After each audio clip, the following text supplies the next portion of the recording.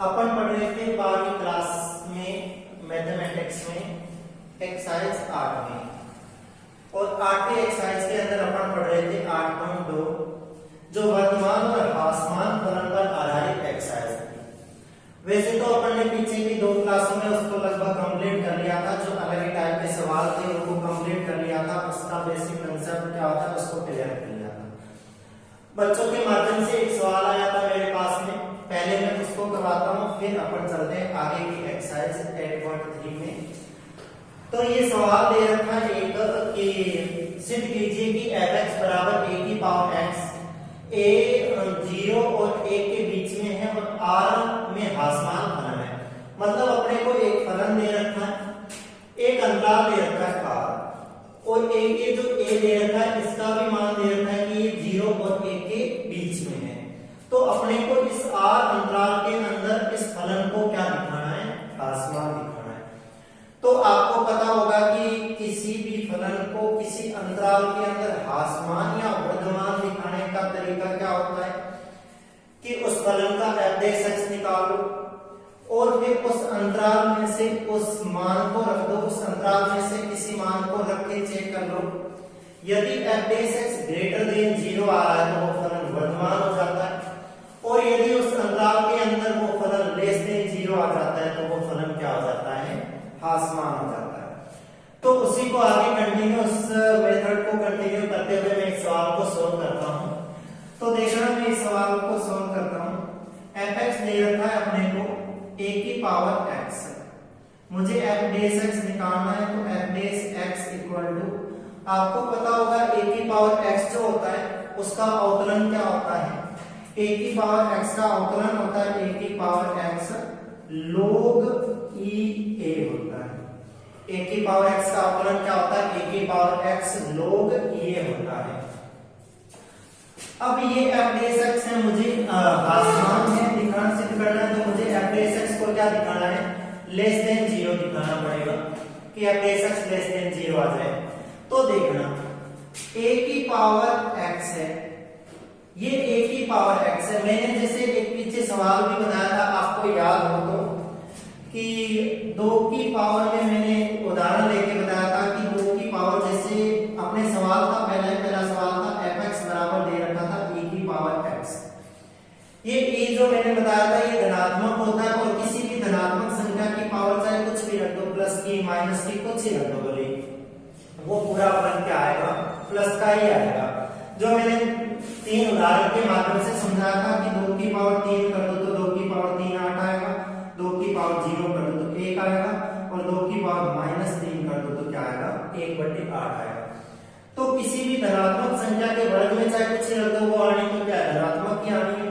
तो इसका मतलब ये हुआ कि a तो धनात्मक है, 0 और 1 के बीच में, तो a तो धनात्मक है।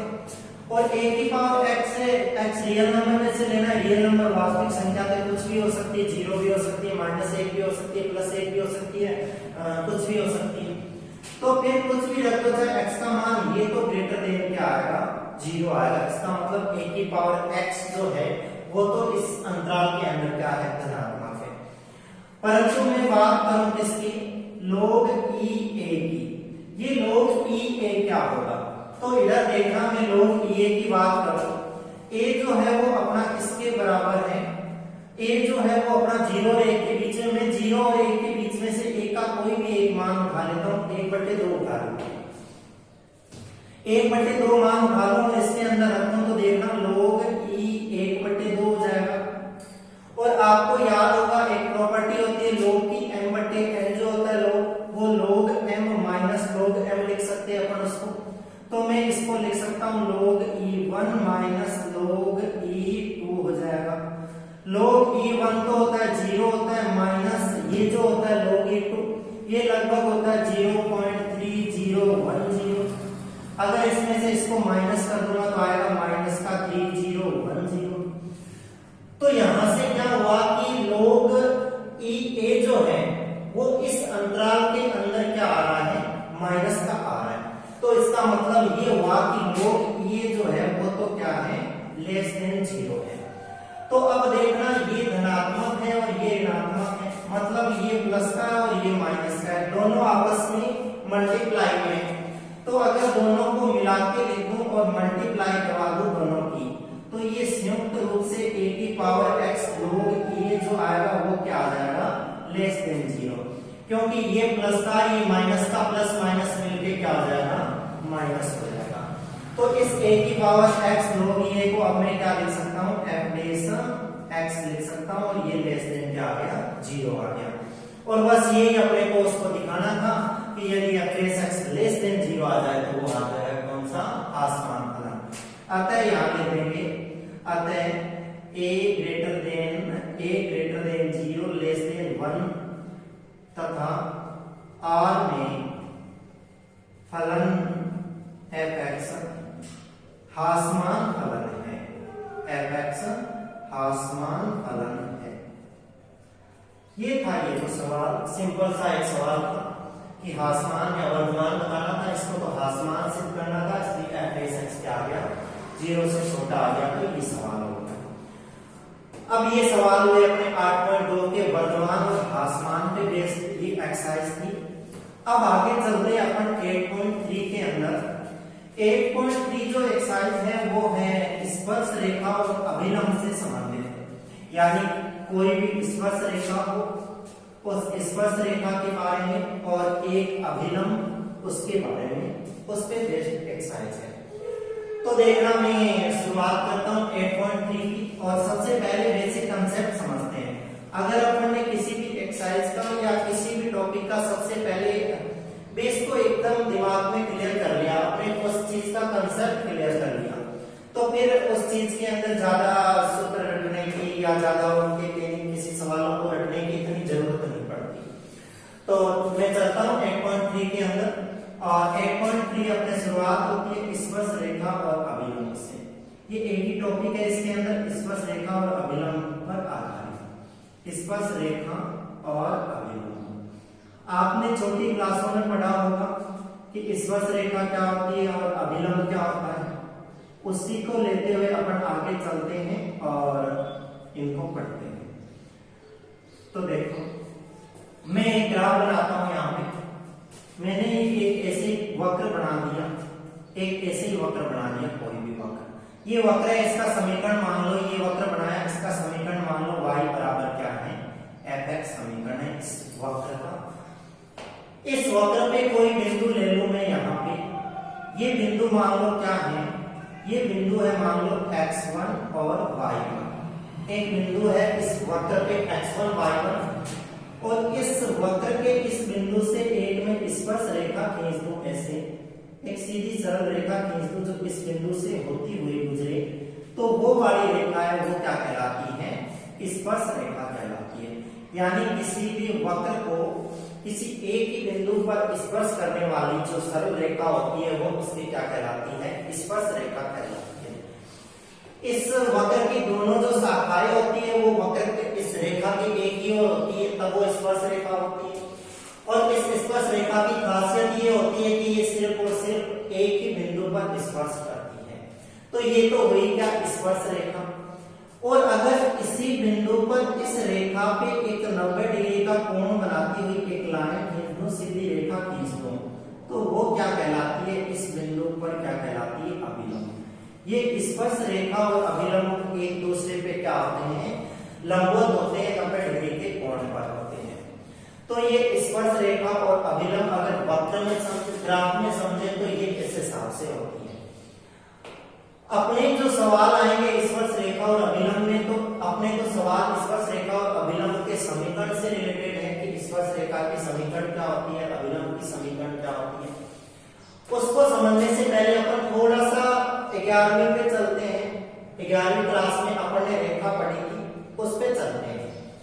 तो उसको देखना, अपन ने ये पढ़ा था कि एक ये वक्र है, ये अक्ष से इसके साथ कोई रेखा है वो थीटा कोण बनाती है, एक्स एक्स के साथ एक रेखा है वो थीटा कोण बनाती है।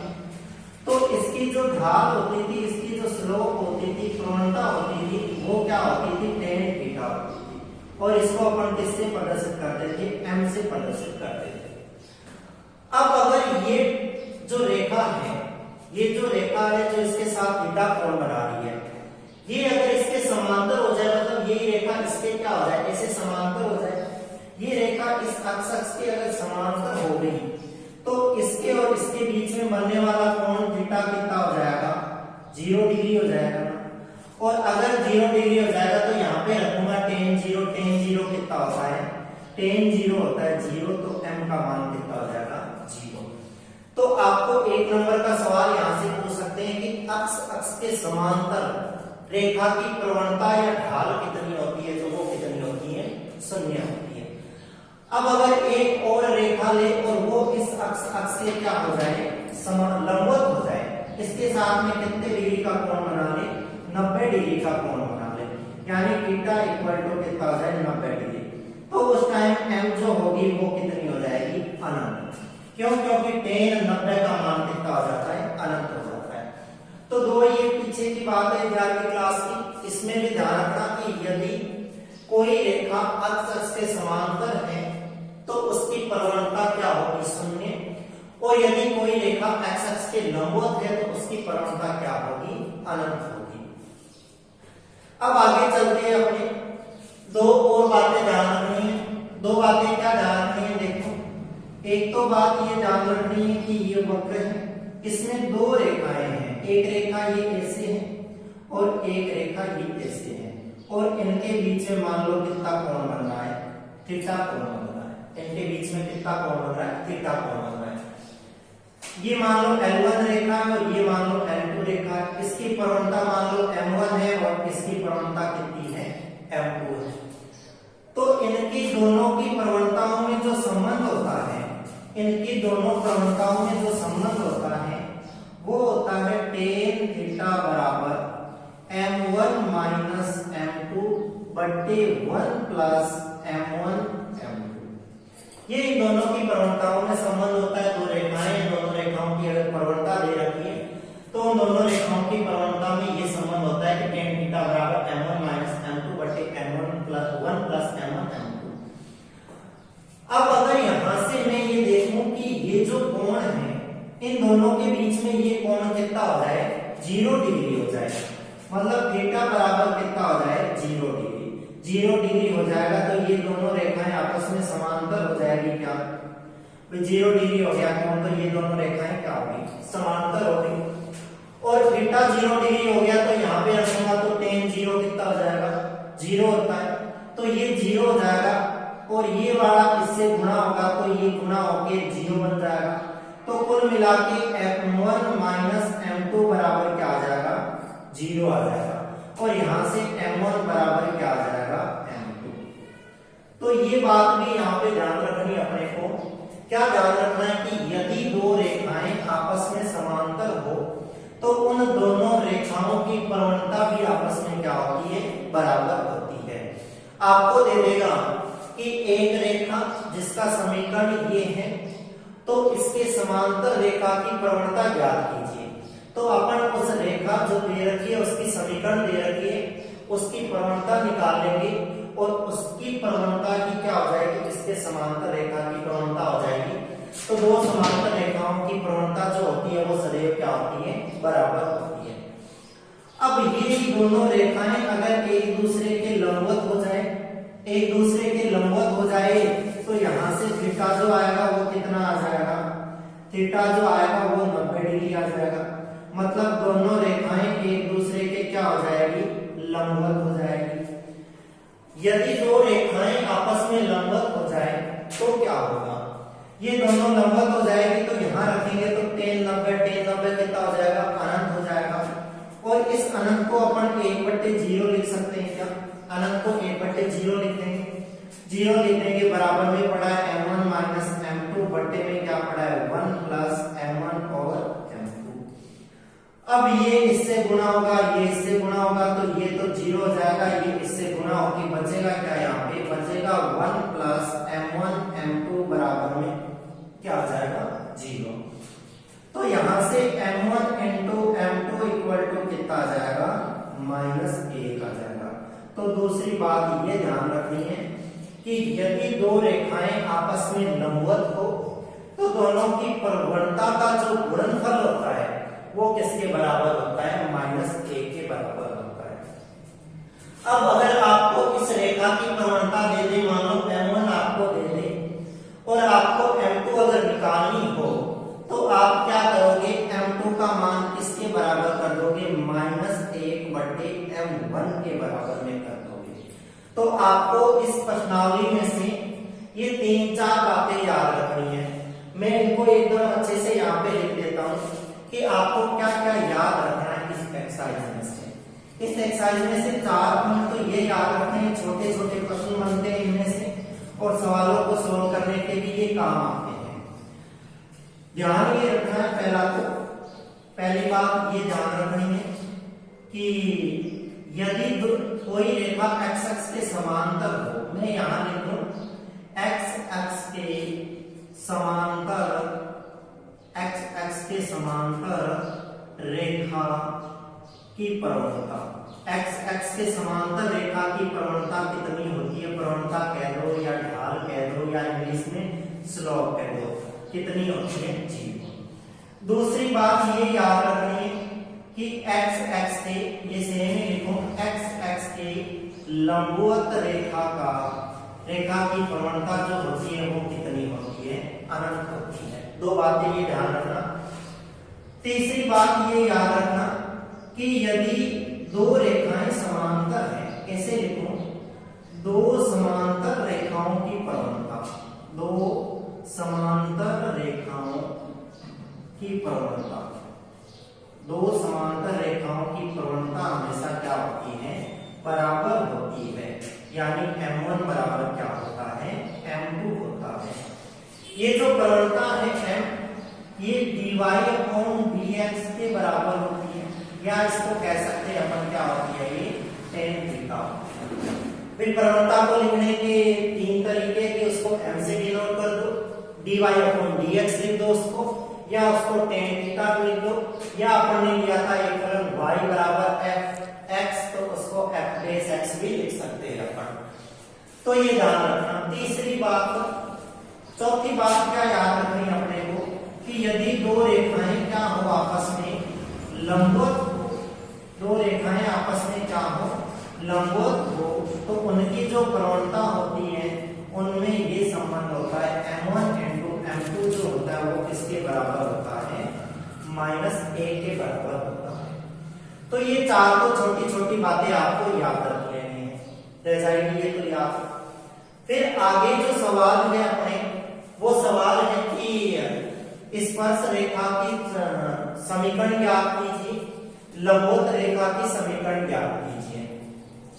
तो मैं अगली बात यहाँ पे लिखता हूँ 5वीं कि स्पर्श रेखा का समीकरण क्या होता है, स्पर्श रेखा का समीकरण।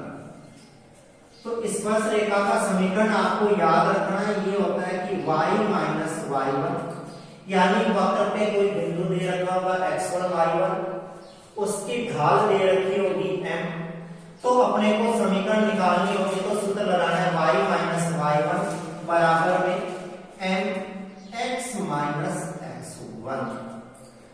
यहां जो ये m है ये किससे आएगा, जो भी अपने को वक्र का समीकरण दे रखा होगा उसका अपन अवकलन कर देंगे, अवकलन करने से अपने पास में क्या आ जाएगा, m आ जाएगा। इसीलिए अपन इस स्पर्श रेखा और अभिलंब की समीकरणों को अवकलजों के अनुप्रयोग में पढ़ रहे हैं, क्योंकि m जो निकालेंगे वो अपन dy/dx से निकालेंगे, प्रथम कोटि के अवकलज से निकाल लेंगे। दूसरी बात करते हैं अपन कि ये तो स्पर्श रेखा का समीकरण हुआ, वो आपको पूछ लेगा कि अभिलंब का समीकरण बताइए, अभिलंबवत रेखा का समीकरण बताइए। तो समीकरण तो यही होता है y-y1 बराबर में m की जगह क्या आ जाएगा, देखना m की जगह आ जाएगा -1/m। जो भी रेखा होगी उसकी प्रवणता आएगी वो -1/m हो जाएगी और x -x1 हो जाएगी। ये समीकरण दोनों याद रखनी है। सवाल जो अपने इस एक्सरसाइज के अंदर है वो इन दोनों पे आधारित है कि स्पर्श रेखा का समीकरण ज्ञात कीजिए या अभिलंब का समीकरण ज्ञात कीजिए। तो बेसिक रूप से तो ये था इस एक्सरसाइज के अंदर कि कब प्रवणता बराबर होती है, कब उनका योगफल -1 होता है। सीधा सीधा यहाँ से 1 नंबर का छोटा क्वेश्चन आता है। ऊपर लिख देगा दो समांतर रेखाओं के लिए सत्य है, ये भी कंडीशन लिख देगा, ये भी लिख देगा, एक दो कोई और लिख देगा और आपको सीधा सीधा पूछ लेगा कि निम्न में से कौन सा सत्य है। तो आपको पता होगा कि दो समांतर रेखाएं हैं उनके लिए तो m1 और m2 दोनों क्या होती है, आपस में बराबर होती है। और अगर दो रेखाएं लंबवत हैं तो उनके लिए m1 into m2 जो होती है वो क्या होती है, -1 होती है। तो इस क्लास के अंदर तो अपन स्पर्श रेखा और अभिलंब के कंसेप्ट के बारे में पढ़ा कि ये वास्तव में होती क्या है।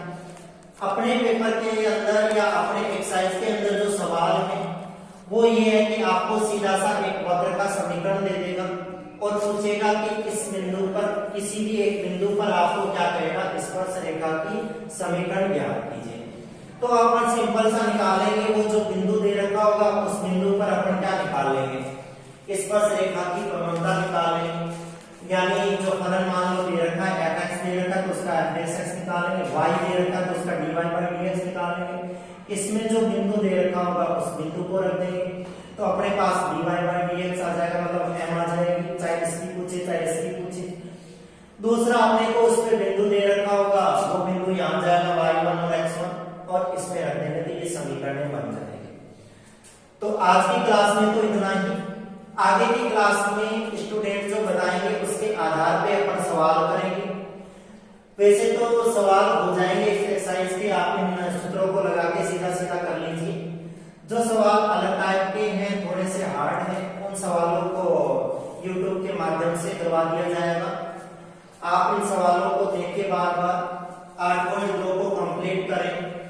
8.3 के स्पर्श रेखा और अभिलंब से संबंधित जो अपने किताब में लिखा हुआ है उस मैटर को समझे और फिर आगे के सवाल करें।